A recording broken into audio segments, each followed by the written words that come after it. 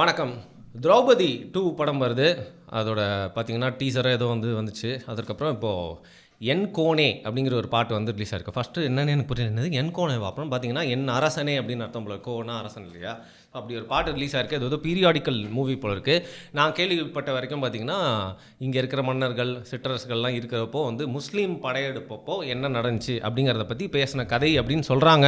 அதில் நம்ம நண்பரும் ஒருத்தர் வந்து நடிச்சிருக்காரு. அவர்கிட்ட நான் கதைலாம் கேட்கல. பட் இந்த ட்ரெய்லரு அதுக்கப்புறம் அதோட பேக்ரவுண்ட்லாம் வந்து பார்க்குறப்போ அந்த மாதிரியான ஒரு ஸ்டோரியாக இருக்கிறதுக்கு எல்லா வாய்ப்பும் இருக்குன்னு தோணுது. சரி, எதுவாக வேணால் இருந்துட்டு போட்டும். இந்த படத்துக்கு வந்து ஒரு சிங்கிள் ரிலீஸ் ஆயிருக்கு, எம் கோனே அப்படின்னு. சின்மயி ஸ்ரீபிரதா அவங்க தான் வந்து பாடியிருக்காங்க. அவங்க பாடி அவங்களோட வாய்ஸ் எல்லாருக்குமே ரொம்ப பிடிக்கும். Great singer. பட் சர்ச்சையில் அவங்க நிறையா வந்து அவங்களுக்கு நடந்த அநியாயத்தெல்லாம் வந்து வெளில வந்து சொல்கிறப்போ ஒரு சர்ச்சை அவங்கள சுற்றி இருந்தது மட்டும் இல்லாமல் கொஞ்ச நாள் விலக்கி வைக்கப்பட்டார்கள் பாடத்துலேருந்தும், அப்புறம் டப்பிங் ஆர்டிஸ்ட் யூனியன்லேருந்தும். அப்படி இருக்கிறப்போ திருப்பி மீண்டு வந்து இப்போ நிறைய விஷயங்கள் பாடிட்டு இருக்காங்க.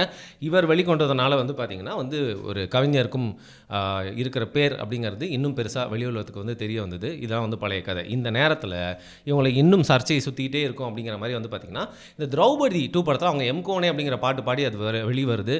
பல லட்சம் பேர் பார்த்துட்டே இருக்காங்க. அதுக்கப்புறம் போயிட்டு என்ன பண்ணுறாங்க அப்படின்னு பார்த்தீங்கன்னா, அந்த சின்மயி இருக்காங்களே அவங்களோட சமூக வலைத்தளம், குறிப்பாக ட்விட்டரில் அவங்களோட போஸ்ட்டு கீழெல்லாம் வந்து எவ்வளோ தைரியம் இருந்தால் இந்த சாதி வெறியனோட படத்தில் நீ வந்து பாடியிருப்ப, உன்னை பற்றி நான் என்னென்னோ நினச்சிட்டு இருந்தேன், இதெல்லாம் வந்து இப்படியெல்லாம் நீங்கள் வாழலாமா, இப்படியெல்லாம் நீங்கள் சம்பாதிக்கலாமா, சே உங்களை போய் எப்படி நினச்சோம் சின்மயி அப்படின்னு சொல்லிட்டு அவங்கள வந்து பார்த்திங்கன்னா ஒரு சைடு வந்து கில்ட்டியாக ஃபீல் பண்ண வைக்கிற மாதிரி ஸ்பேம் பண்ணிகிட்டே இருந்திருக்காங்க. இன்னொரு பக்கம் அட்டாக்கு சின்மயி நிறைய அட்டாக்ஸ்லாம் பார்த்துருப்பாங்க அப்படின்னா கூட அவங்க இந்த அட்டாக்ஸ்லாம் பார்த்து என்ன நினச்சிட்டாங்க அப்படின்னா வந்து அவங்களுக்கு என்ன சொல்லியிருக்காங்க அப்படின்னா, இது வந்து பார்த்திங்கன்னா ஒரு சாதி வெறியரோட படம், இவர் வந்து சாதி வெறி படமாக எடுப்பார், இந்த மாதிரியான ஒரு ஐடியாலஜி கொண்டவர், இவரோட படத்தில் போய் நீங்கள் பாடலாமா, ரொம்ப தப்புச்சுமே, இது வந்து எத்திக்கலி வெரி ராங் அப்படின்னு சொல்லிட்டு அவங்களை கில்ட் ட்ரிப் பண்ணி விட்டாங்க போல இருக்குது. உடனே அவங்க என்ன பண்ணுறாங்க, ஒரு பெரிய போஸ்ட் ஒன்று போடுறாங்க. அதில் என்ன போட்டிருக்காங்க அப்படின்னு பார்த்தீங்கன்னா, அது சுருக்கமாக சொல்லணும், எனக்கு தெரியாது இந்த மாதிரி ஒரு கோஆர்டினேஷன், இந்த மாதிரி ஒரு கொலாபரேஷனுக்குள்ளே நான் போகிறேன் அப்படின்னு, அது தெரியாமல் நான் போய் பாடிட்டு வந்துட்டேன். அது மட்டும் இல்லாமல் அந்த இடத்துல யாருமே இவங்க நீங்கள் சொல்கிற ஆட்கள்லாம் இல்லவே இல்லை, எம் கோனே அப்படிங்கிற ஒரு பாட்டு பாட சொன்னாங்க, இன்ஸ்ட்ரக்ஷன் கொடுத்தாங்க, நான் பாட்டு ரெக்கார்டிங்கை முடிச்சுட்டு வந்துட்டேன். இன்ஃபேக்ட் ஜிப்ரானை வந்து எனக்கு வந்து ஒரு 13 வருஷமாக தெரியும், அந்த நட்பின் பேரில் அவர் கூப்பிட்டாருன்னு போயிட்டு நான் வந்து உடனே எக்ஸைட்டடாக பாடினேன். அது மட்டும் இல்லாமல் அவரே அந்த இடத்துல இல்லை, எனக்கு வந்து ஒரு டோன் இன்ஸ்ட்ரக்ஷன் கொடுத்தாங்க, பாடிட்டு வந்துட்டேன். இனிமேல் இந்த மாதிரி கொலாபரேஷன்லாம் பண்ண மாட்டேன், வருத்தம் தெரிவிக்கிறேன் அப்படின்னு ஒரு போஸ்ட் வந்து ட்விட்டரில் வந்து போட்டாங்க. ஸோ இதற்கப்புறம் மோகன்ஜி டேரக்டர் என்ன பண்ணுறாரு, அவரும் ஒரு வீடியோ போடுறாரு. ரொம்ப ஆசைப்பட்டு விருப்பப்பட்டு ஒரு ஃபேனாக அவங்களோட வாய்ஸ் பிடிக்கும், இந்த மெலடிக்கு ரொம்ப நல்லாயிருக்கும்னு சொல்லிட்டு நான் தான் வந்து சொன்னேன், அவங்கள இருக்காங்களாம் கேளுங்க அப்படின்றப்போ ஜிப்ரான் அவங்களோட அவைலபிலிட்டி கேட்டு இருந்து அவங்க ரெக்கார்ட் பண்ணிட்டு போனாங்க. இன்ஃபேக்ட் ரெக்கார்ட் பண்ணுற இடத்துல நானும் இல்லை, நான் அவங்கள மீட் கூட பண்ணதில்லை. இருந்தாலும் நிறைய பேர் அவங்கள போயிட்டு வந்து அட்டாக் பண்ணோன்னே இந்த மாதிரி ஒரு போஸ்ட் அவங்க போட்டிருக்காங்கன்னு தோணுது. பட் இது வந்து படத்தோட வியாபாரத்தை வந்து பாதிக்கும். ரொம்ப ஆசையாக கூப்பிட்டேன், பட் இப்போ எனக்கு ஒரு மாதிரி ரொம்ப கஷ்டப்பட்டு அவர் வந்து பேசினார். இதில் என்ன அப்படின்னு பார்த்தீங்கன்னா, இதில் 2 பேர் மேலேயும் சொல்கிறதுக்கு ஒரு விஷயம் இருக்குது. ஃபர்ஸ்ட் ஆஃப் ஆல் சின்மயி அவர்கள் இப்படி ஒருத்தங்க வந்து சொல்கிறாங்க அப்படிங்கிற பட்சத்தில் ஒரு சாரி போஸ்ட்டு போட்டுக்க வேண்டிய அவசியமே இல்லை. அதே மாதிரி இப்போ ரஜினி காலா படத்தில் வந்து பார்த்திங்கன்னா ரஞ்சித் அவர்களோட அரசியல் ஒரு மாதிரி இருக்கும், ஆனால் அந்த கரிகாலன்ற கேரக்டரோட அரசியலுக்கும் நிஜ லைஃப்பில் ரஜினி ஒரு காலகட்டத்தில் நம்பி இங்கே கொண்டு வர இருந்த அரசியலுக்கும் சுத்தமாக எக்ஸ்ட்ரீம் சம்மந்தமே இருக்கும், ரொம்ப போலரைஸ்டாக இருக்கும். ஸோ நீங்கள் வந்து இண்டஸ்ட்ரியில் மட்டும் உங்களோட தனிப்பட்ட கருத்து, நம்பிக்கை அதெல்லாம் பார்த்துட்டு எல்லா ப்ராஜெக்ட்லையும் போய் வேலையே பண்ண முடியாது, அது உங்களுக்கே தெரியும். இப்போ வந்து ரஹ்மான் அவர்கள் ஒரு ஆர்டன்ட் முஸ்லீம், இப்போ கூட சந்தனக்கூடு விழாக்கெலாம் வந்து போயிட்டு அவர் வருஷம் போவார். அவர் வந்து பார்த்திங்கன்னா கிறிஸ்டியன் சம்மந்தப்பட்ட பாட்டு போட்டதே இல்லையான்னு ஒரு படத்தில் ஒரு தேவை ஏற்படுச்சுன்னா அந்த மாதிரி பாட்டு அவரும் வந்து போட்டிருக்காரு. ஏன் வந்து மற்ற சாமி பாட்டும் வந்து போட்டிருக்காரு. அதெல்லாம் வந்து பார்த்திங்கன்னா ஒரு ஆர்டிஸ்டிக் ஃப்ரீடம், அதை வந்து யாருமே கேள்வி கேட்க முடியாது அப்படிங்கிற மாதிரி நீங்கள் வந்து பேசியிருக்கணும். இதான் இந்த இஷ்யூ பேஸ்டாக இந்த விஷயத்தில் வந்து நியாயமாக இருந்திருக்கும். பட் நீங்கள் என்ன நினச்சிங்க, உங்களுக்கு விஷயம் புரியுதா இல்லை என்னன்னு தெரியல, இல்லை உங்களை எல்லாருமே ரொம்ப அட்டாக் பண்ணிட்டாங்க, நீங்கள் பொலிட்டிக்கலி ரொம்ப கரெக்டாக இருக்கணுன்ற மாதிரி நினச்சி நீங்கள் போஸ்ட் போட்டிங்களான்னு தெரில. அது வந்து பாவம், அவர் வந்து இவங்களை ஆசைப்பட்டு கூப்பிட்டுருக்காரு, அவர் ஏதோ ஒரு தீண்டத்தகாதவர் போல் நீங்கள் அதை வந்து அப்ரூவ் பண்ணிடுது. இது வந்து யாரெல்லாம் தொடர்ந்து அவரை அட்டாக் பண்ணிருந்தாங்களோ அவங்களுக்கு இது சாதகமாக அமைஞ்சு இதை வச்சு அவரை ரொம்ப புள்ளி பண்ணிருக்காங்க. ப்ளஸ் படத்தோட வியாபாரம் கெடுது அப்படின்ற மாதிரி வருத்தப்பட்டிருக்காரு. இந்த பர்டிகுலர் விஷயத்தில் அவருடைய வருத்தமும் ஒரு சின்ன கோபம் இருந்தால் அது நியாயம்தான். ஸோ நீங்கள் அந்த மாதிரி வந்து போட்டிருக்க தேவை இல்லை. ஏன்னா நீ என்ன இப்படி இருந்துட்டு அவன் படத்தில் போய் நடிக்கிற, நம்ம தமிழ்னு பேசுகிறவங்க இது வரைக்கும் மாற்று மொழி படத்தில் நடிச்சதே இல்லையா என்ன, வெளிநாட்டில் இருந்து ட்ரெஸ்ஸு போட்டதே என்ன, ஃபாரின் நாயை வாங்கி வீட்டில் வளர்க்கலையா என்ன, இந்த மாதிரி வந்து எல்லாருமே அவங்க ரியல் லைஃப்க்கும் ப்ரொஃபஷனுக்கும் சம்மந்தமே இல்லாமல் ஒரு குட்டி கேப் இருக்க தான் செய்யும். அந்த விதத்தில் நீங்கள் இப்படி சொல்லியிருக்கலாம். இன்னொரு பக்கம் மோகன்ஜி அவர்களுக்கு இந்த விஷயத்தில் பாவம், நீங்கள் வந்து ஒரு விக்டிம், நீங்கள் அப்படி பேச பார்த்தா ரொம்ப கஷ்டமாக இருந்துச்சு. பட் பேசிக்கலியே உங்ககிட்ட ஒரு பிரச்சனை இருக்குது.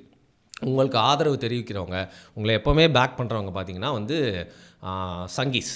உங்களை அட்டாக் பண்ணதும் வந்து பார்த்திங்கன்னா, இப்போ வந்து டிராவிடியன் பார்ட்டியில் சேர்ந்தவங்க தான் நிறையா பண்ணியிருக்காங்க. பட் உங்களுக்கு எப்போவுமே பேக் பண்ணுறது வந்து பார்த்திங்கன்னா சங்கீஸ். நீங்கள் ஒரு குறிப்பிட்ட சமூகத்தோட பேக்கிங் இருக்கிறதையும் தாண்டி உங்களை என்றைக்குமே வந்து தூக்கி பிடிக்கிறதுக்கு வந்து இந்த ரைட் விங்கில் இந்த சங்கிகள் தான் வந்து நிறைய பேர் இருக்காங்க. அந்த வகையில் நீங்கள் அவங்களோட சப்போர்ட்டையும் எல்லா டைம்லையும் எடுத்துகிட்டு இருக்கிறது மட்டும் இல்லாமல், நீங்கள் எடுத்த படங்கள்லேயே இந்த பழைய வண்ணாரப்பேட்டை அப்படிங்கிற படம் நிஜமாக இப்போ சொல்கிறேன், நீங்கள் எடுத்த படத்துலேயே ஒரு பார்க்குற மாதிரி இருந்த ஒரு சுமாரான படம். அதை தாண்டி நீங்கள் எடுத்த படத்துக்கு எல்லாத்துக்குமே வந்து பார்த்திங்கன்னா அதில் ஏதோ ஒரு நல்ல விஷயம் இருந்திருக்கலாம், ஏதோ ஒரு கருத்து இருந்திருக்கலாம். பட் அது முன்வைக்கப்பட்டதே வந்து ஒரு சமூகம் சார்ந்த படம், ஒரு சமூகத்துக்கு எதிரான படமாக அது வந்து பார்த்திங்கன்னா வந்து வச்ச மாதிரி தான் இருந்தது. அதுக்கு நீங்களும் கொடுத்த பேட்டிகளாக இருக்கட்டும், அதற்கப்புறம் தொடர்ந்து நீங்கள் சொல்லக்கூடிய கமெண்ட்ஸு, நீங்கள் ஒரு சில குறிப்பிட்ட டேரக்டர்ஸ்க்கு எதிராக வந்து போடக்கூடிய ட்வீட்ஸ், இது எல்லாமே வந்து நீங்கள் இவர் தான் அப்படிங்கிற முத்திரையை வந்து மற்றவங்க குத்துனாங்களோ இல்லையோ நீங்களே வந்து குத்திக்க வச்சுட்டீங்க. நீங்கள் ஒரு சமூகத்திலேருந்து வந்து ஒரு படம் எடுக்கிறீங்க அப்படின்னா அது ஒரு வேளை அந்த சமூகத்துக்கு பெருமை சேர்த்துருச்சுன்னா பரவாயில்ல. பட் உங்களால் நீங்கள் எடுக்கிற அந்த படம், நீங்கள் ஒரு இண்டிவிஜுவல் அப்படிங்கிறனால உங்களுடைய படத்தின் வெற்றி தோல்வியை வச்சு அந்த சமூகத்தையே வந்து பார்த்திங்கன்னா சாடுறது தான் வந்து கடந்த 3-4 வருஷமாக நடந்துகிட்டே இருக்குது. Which is really chat. யாருக்குமே இது வந்து நடக்கக்கூடாது, எந்த சமூகத்துக்கும் நடக்கக்கூடாது. பட் நீங்கள் உங்களை எப்படி போர்ட்ரே பண்ணிக்கிட்டீங்களோ அதோட ரிசல்ட் தான் இதெல்லாம். அது மட்டும் இல்லாமல் உடனே எல்லாம் கேட்பாங்க, ரஞ்சித் படம் எடுக்கிறாரு, அவர் மட்டும் வந்து சாதிய விஷயங்கள்லாம் வந்து சொல்லிகிட்டே இருக்காருன்னு சொல்லிட்டு. எப்போவுமே திரைமொழின்னு ஒன்று இருக்குது, கிராஃப்ட் அப்படின்னு ஒன்று இருக்குது. ஒரு படம் வந்து பேசுகிற சித்தாந்தம் உங்களுக்கு பிடிக்கலனா கூட அந்த படம் உங்களுக்கு உள்ளே போயிட்டு 2வது வாட்டி பார்க்க வைக்குது, அந்த படம் நல்லா இருந்துச்சு அப்படின்னு சொல்ல வைக்கிறது, உங்களை ரசிகனாக மாற்றிடுச்சு அப்படின்னா அதுதான் வந்து கிராஃப்ட்டு. ஸோ அந்த படத்தில் வந்து பார்த்திங்கன்னா நிறைய விஷயங்கள் உங்களுக்கு ஏற்றுக்கொள்ள முடியாத விஷயமா இருந்தால் கூட உங்களை என்டர்டெயின் பண்ணிடுச்சு, அதோட திரைமொழி நல்லா இருக்குது, ஆர்ட் சூப்பராக இருக்குது அப்படிங்கிறதான் வந்து பார்த்திங்கன்னா ரஞ்சித் அவர்களை ஒரு வேளை சாதிய வன்மத்தோடு சில பேர் பார்க்குறாங்கன்னு கூட வச்சுக்கோங்களேன், அவரோட படத்தை, அவரோட கிராஃப்டை வந்து எல்லாருமே வந்து தலைவணங்கி ஏற்றுக்கிட்டு தான் ஆகணும். One of the best directors in Tamil cinema. அவர் அதற்காக ப்ரிப்பேர் ஆகி ப்ராப்பராக கலையை கற்றுக்கிட்டு வந்தது மட்டும் இல்லாமல், இப்போ முதல் படத்துலேருந்து பார்த்தா இப்போ எவ்வளோ தேடி மேஜிக்கல் ரியலிசம் படம்லாம் வந்து எக்ஸ்ப்ளோர் பண்ணுற அளவுக்கு போயிருக்காரு. இன்ஃபேக்ட் அவர் வந்து தலித்தியம் பேசினாலும் சார்பட்டா பரம்பரையில் கபிலை ஃபஸ்ட்டு வந்து டிஎம்கே ஷார்ட்ஸ் போட்டு தான் சண்டை போடுவான். அதுக்கப்புறம் வந்து கடைசி ஃபைட் வந்து பார்த்திங்கன்னா ப்ளூ கலர் ஷார்ட்ஸ் போடுவான். அது என்னன்னா தலித்தியம் தான் அவனை காப்பாற்றுண்டா கபிலா அப்படிங்கிற மாதிரி போட்டு அனுப்புகிறாரு. ஆனால் அவன் ஜெயிச்சிருவான் பாருங்க. கடைசியில் அவன் ஜெயிக்கிறப்போ ஏதோ ஒரு தலித்து ஒரு வீரனை ஜெயிக்கிற மாதிரிலாம் எனக்கு தோணலை, நானே ஜெயிக்கிற மாதிரி இருந்துச்சு. அதான் அந்த படத்தோட வெற்றி. எனக்கு புல்லரிச்சு அப்படியே பேன்னு சொல்லிட்டு அந்த கிரெடிட்ஸ்லாம் பார்த்துட்டு இருந்தேன். ஏன் நம்ம பரியேறும் பெருமாள் பியூட்டிஃபுல் மூவி, அதில் பரிய மேலே வந்து அவங்க குடும்பத்தில் கூட்டு போய் ரூமில் ஒரு அசிங்கமான ஒரு விஷயம் அவன் மேலே பண்ணிடுவாங்க. அது பண்ணுறப்போ அது பரியனை பார்த்து பண்ணுற மாதிரி இல்லை, அது அந்த இடத்துல என் மேலே யாரோ வந்து அது மாதிரி பண்ணிட்டா மாதிரி எனக்கு வந்து ஃபீல் ஆச்சு. அப்படி அந்த கதாபாத்திரம் அந்த கஷ்டத்தை வந்து ஃபீல் பண்ண வைக்கிற மாதிரி வந்து பார்த்திங்கன்னா ரஞ்சித், மாரி செல்வராஜ் போன்ற டைரக்டர்ஸ்லாம் வந்து அவங்களோட ஆர்ட் கிராஃப்டை வந்து செம்மையாக வளர்த்து வச்சுருக்காங்க. அதை தாண்டி அவங்களோட பொலிட்டிக்கல் அஃபிலியேஷன்ஸ் அதுக்கெலாம் நம்ம எதிர்ப்பு தெரிவிக்கிறோம். அதுக்கு நிஜமாகவே பார்த்திங்கன்னா நம்ம உடன்பட்டு போகிறதே இல்லை.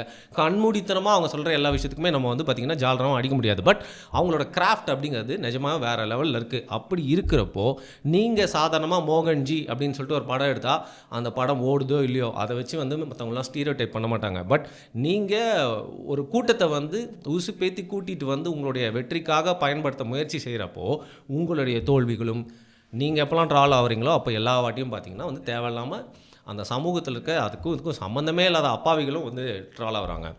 இன்ஃபேக்ட் இதில் இன்னொரு விஷயம் பேசியே ஆகணும். சும்மா இருந்தவங்களை சொரிஞ்சு விட்டா மாதிரி ஜெய்பீம் படத்தில் தேவையில்லாமல் ஒரு சமூகத்தோட சிம்பிளை போட்டது மட்டும் இல்லாமல் பின்னால் மன்னிப்பும் கேட்க முடியாதுன்னு சொன்ன சூர்யா அவர்களுக்கு இன்றைக்கி வரைக்கும் பேக்லாஷ் இருக்குது. சொல்லுவோம் இதையும் பேசினா இதையும் பேசுவோம், இந்த மாதிரி தேவையில்லாமல் நிறைய விஷயங்கள் நிறைய பேர் வந்து பண்ணிகிட்ருக்காங்க.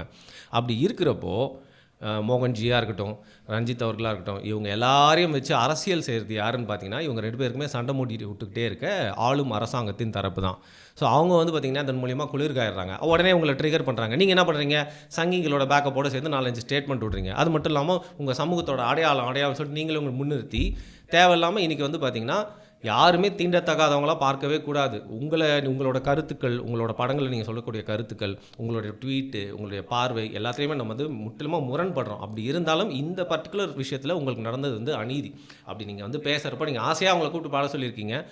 அவங்க போய் அட்டாக் பண்ணோன்னா அவங்க இப்படி வந்து உங்களுடைய என்னதான் இருந்தாலும் உங்களுடைய உங்கள் படைப்புலேருந்து அவங்க கை கழுவிட்டு போகிற மாதிரி இருக்கிறப்போ உங்களுக்கு வலிச்சிருக்கும். ஸோ ஃப்யூச்சர்லையாவது நீங்கள் இந்த மாதிரி வந்து ஒரு சமூகத்தை நீங்கள் அந்த சமூகத்தை சார்ந்தவர்களும் அதை பயன்படுத்தி அதன் மூலயமா ஒரு ஹேட் அரசியல் அப்படிங்கிறத நீங்கள் இல்லை, அந்த எந்த டேரக்டர் பண்ணாலும் வந்து பார்த்திங்கன்னா திருப்பியும் அது அவங்களே தான் வந்து தாக்கும் அப்படிங்கிறது உங்களுக்கு நடந்த இந்த விஷயத்தில் ஒரு உதாரணமாக இருக்குது. இந்த பர்டிகுலர் விஷயத்தில் நிஜமாகவே நம்ம உங்கள் சப்போர்ட் தான்ப்பா. மற்றபடி வந்து மற்ற கருத்துக்கெல்லாம் நம்ம மனசார தான் சொல்லணும். அதெல்லாம் வந்து என்றைக்குமே வந்து இல்லை தெரியாமல் சொல்லிட்டேன், தப்பாக சொல்லிட்டேன் அப்படின்னு ஏற்றுக்கு பதிலாக மனசுலேருந்து சொன்ன விஷயங்கள். நன்றி.